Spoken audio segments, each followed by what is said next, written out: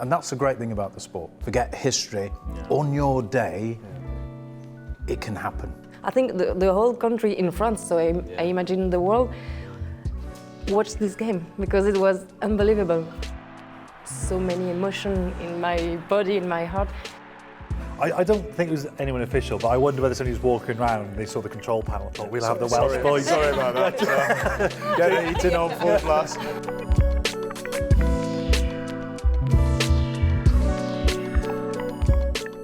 Dark chocolate ice cream with some caramel cream inside. Oh, wow. Incredible. We have to look at these macarons.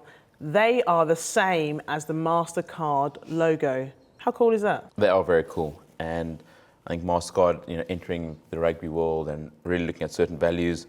I think firstly passion, which we've seen through all World Cups that rugby has been able to have, but more things that I think where the world needs is optimism. And I think rugby really has some great values. I think the way it brings people together. We saw '95. It inspired me to take up the game of rugby.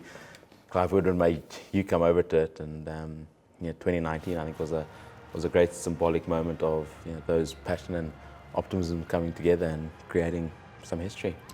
Talking of history, Bryan, I'll kick us off on the last topic that we'll discuss, which will be World Cup's greatest upsets.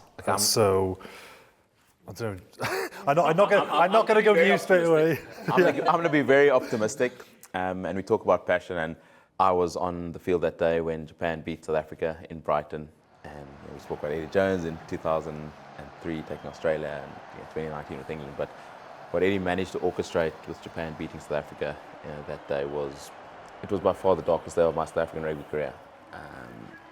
You literally just wanted the world to open up and be swallowed whole. But what managed that day, it inspired a country. Like I think back to '95 and how South Africa, but I think Japan, having beaten Scotland, there were maybe 2 million people, I hear the stats, that watched that game. Yeah. And literally it just started building. And it wasn't for us underestimating Japan in any way or form. And Freddie Press said to us in one of these South African analyst sessions, guys, don't underestimate Japan and what they can do. And we probably took it too light-hearted in terms of what the message you were saying, because he played there. It will go down as the biggest upset. I know that maybe France, '99 beating New Zealand, France 2007. Thinking about your passion, and that's where my passion for rugby started, because I was 16 and I used to watch some games with my father, but I couldn't concentrate the whole game. It was hard to understand. I was young. But this day he told me, if you have one game to watch, please take a seat now. And he explained me how we would lose that game because New Zealand was so great. The players were so great. He talked about John Alomu. And so he explained me like 1 hour, we will lose, but it will be a great moment in history. So how he explained me that, and then seeing the scripts of this game, it's the first time I said, okay, I'm in love with this game. I had so many emotions in my body, in my heart, and I understood after what they achieved, because the whole world were looking at France beating New Zealand. So yes, for me it's one of the biggest upsets in Rugby World Cup. What about you, Maggie? What comes to mind from an upsets point of view? I'm going to say, look, England full stop in the 2015 Rugby World Cup. I'm not going to go into too much detail because I probably imagine you'll probably say some of the games there. But I just think for England hosting the Rugby World Cup, the pressure's on the nation to do well. They obviously lose to Wales, lose to Australia. And I remember them playing that first game against Fiji as the kickoff of the whole tournament and just being like, God, I could feel the pressure on their shoulders. And it wasn't the most amazing game. So to not even get out of the pool stages was huge. And I think that had to be the biggest upset I've seen, especially because it's your nation. And there was a big hope that they would do well in that 2015 World Cup. But you were the captain of that Welsh side that beat that England team. What was it like? I wasn't going to go there, but now you asked, I may as well. I actually do remember going there. The hype was incredible. We actually stayed in a different hotel to normal. We normally stay in Richmond, which is right by Twickenham, in a really busy town. But the team manager actually said to the players, I think we should stay in a different hotel which was amongst quite a few acres of grounds because it was just quiet. We could get away from the hysteria of the fans because it's just carnage with Wales and England fans everywhere. So we stayed in a quiet hotel just to try and have some normality because the game and the hype around it was incredible. I remember going to the stadium, and I don't think anyone from the RFU was doing it deliberately, but the change rooms were blacking out quite regularly. And it's like there's no natural light in change rooms and stadiums, is there? It's just like there's no windows. So if the lights go off, you can't see anything. So it was going dark, it was hot. It's like a hot change room, you feel lethargic. And I don't think it was anyone official, but I wonder whether somebody was walking around and they saw the control panel and thought, we'll have the Welsh boys. Sorry about that. Get eaten on full blast. Jace was doing corporate, it must have been him. So it was like really winding us up, but then like I guess key moments in the game, right towards the death where England had a penalty which they could have taken it to draw, and they still would have received possession back from a kick-off, but they went for the corner, and that's like a real, well, you know what's like Maggie as a forward, that's an insult as a forward if they go to the corner, because I remember as captain like marching up and down the line, they think they can drive us over, and I won't repeat, but it's obviously pretty aggressive, but there was no way that was going to happen. So I remember then we got a scrum from that, we just saw the scrum out and we kicked it off, and that was, yeah, it was an upset probably because it was the host nation. We're both, Wales, England, been throughout my whole career, we're 50-50, we'd win, they'd win. But that was probably a big upset just because it was purely a host nation and England. You know those players, and even though it was great for us, I've been on a Lions tour with at least half that team. You feel for them as a human, and you were speaking to them after the game because you know what they're going through. But what about you, Jace? Probably weren't involved in too many, but what about ones that you've watched? No, I think the one that Bryan said there, sometimes it just goes that way, and sometimes there's not much you can do about it. And Japan just launched themselves and became everybody's second best team. But they won in such a way, it wasn't luck.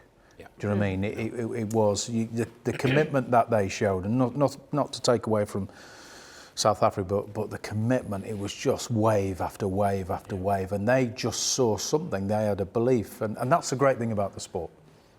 On your day, forget the champions, forget history, on your day, it can happen.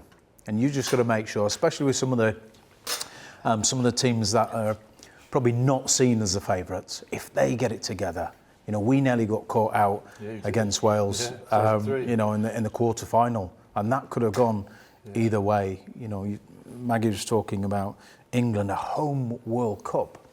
Just you're expected to go through the pool stages. That's a given.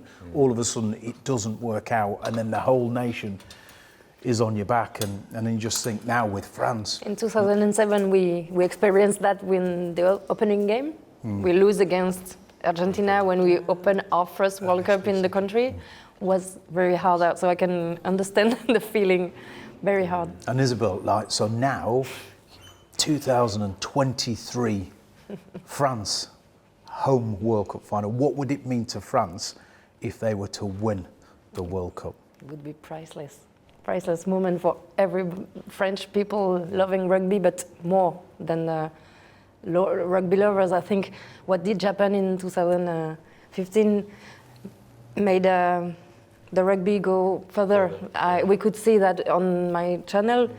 It was not a big game. It was like not very watched normally, and we saw that the audience was impressive. I think the whole country in France, so I imagine the world, watched this game because it was unbelievable. That's good because in rugby it's not like soccer or football. Normally you don't experience that, but some teams can manage that, and it's good for the sport. If we're looking forward to 2023 and we have to predict an upset, so I'll throw a couple of fixtures at you. Wales-Fiji, which has been historically where Fiji have had some good results against Wales. England-Japan. Yeah, I was going to say that. France-New Zealand. If I think it would be an upset if, as things are right now, if New Zealand beat France. So what do we think out of those would be potential upsets? Well, I think that first game is going to be huge.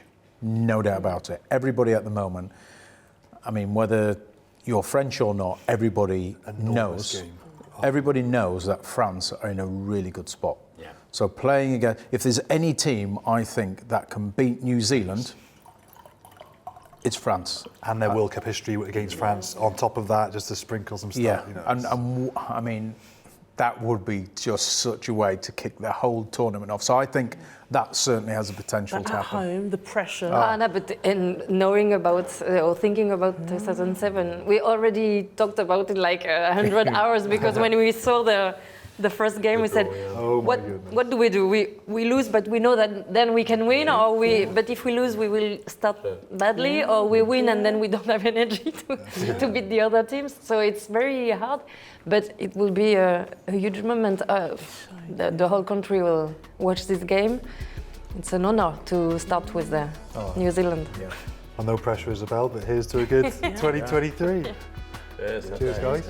Cheers. With butter, we finish with butter. Right, guys, lovely company, great food. It's taken 5 courses, but I'll have to front up and I'll get this one for you guys. So this one's on me.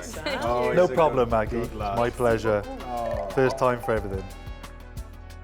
Thank you again for coming to France, to Paris. I hope you enjoyed that night and you are looking forward to coming back. Everybody, Thank you. good pleasure.